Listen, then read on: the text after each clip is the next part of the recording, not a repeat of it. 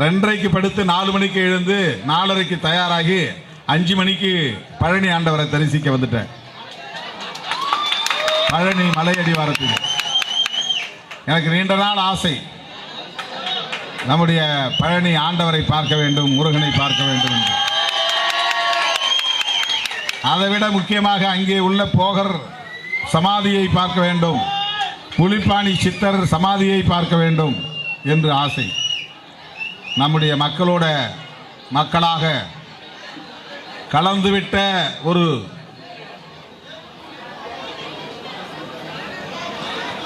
கடவுள்தான் பழனி ஆண்டவர். அவர் தமிழ் கடவுள் என்று தமிழ் மக்களால் போற்றப்படக்கூடிய பெருமைக்குரியவர். எனக்கு எந்த நேர்த்திக்கடனும் கிடையாது. மொட்டை போடுவதற்காக நான் வரவில்லை. பரீட்சையில் பாஸ்போர்ட் முருகா என்று கேட்பதற்கு வரவில்லை. தேர்தலில் நிறைய இடங்களை எனக்கு வாங்கித்தா என்று கேட்க வரவில்லை. அல்லது அமைச்சர் பதவி, துணை முதலமைச்சர் பதவி அல்லது முதலமைச்சர் பதவி வேண்டும் என்று கேட்பதற்கு நான் வரவில்லை.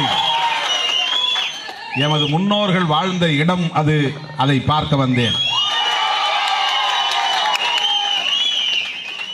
5000 வருடங்களுக்கு முன்னர் பிறந்தவர் போகர் என்று அங்கே எழுதி வைத்திருக்கிறார்கள். ஐயன் திருவள்ளுவன் கூட 2000 ஆண்டுகள் தான்.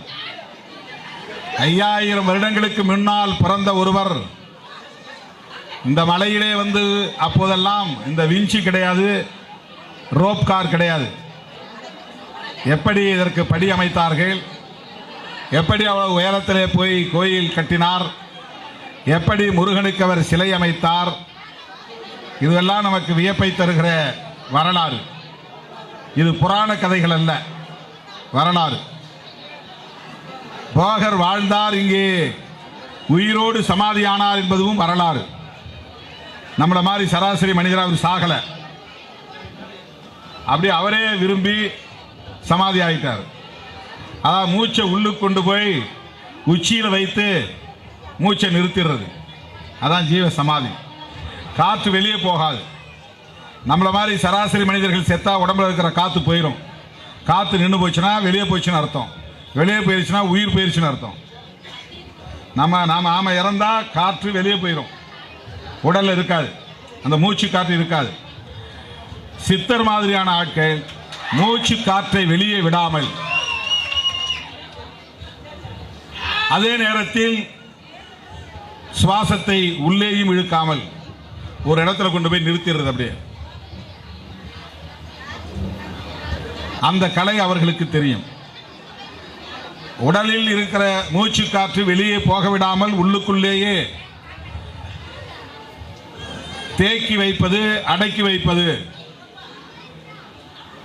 அதன் பிறகு அவர்கள் செயலிழந்து போவார்கள்.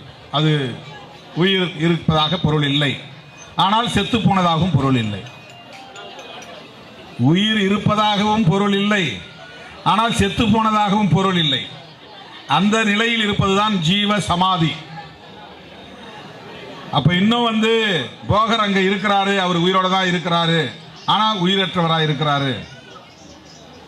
ஜீவ சமாதி நிலையிலே இருக்கிறார் 5000 ஆண்டுகளாக.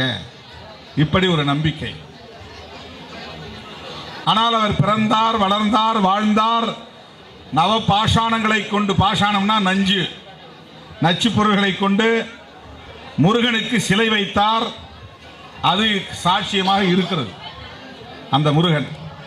ஆகவே போகர் நடமாடிய இடம், புலிப்பாணி சித்தர் வாழ்ந்த இடம், அவருடைய வாரிசுகள் ஜீவசமாதியான இடம், அதனை பார்க்க வேண்டும். தமிழர்களில் நானும் ஒருவன் என்கிற அந்த உணர்வோடு போகரின்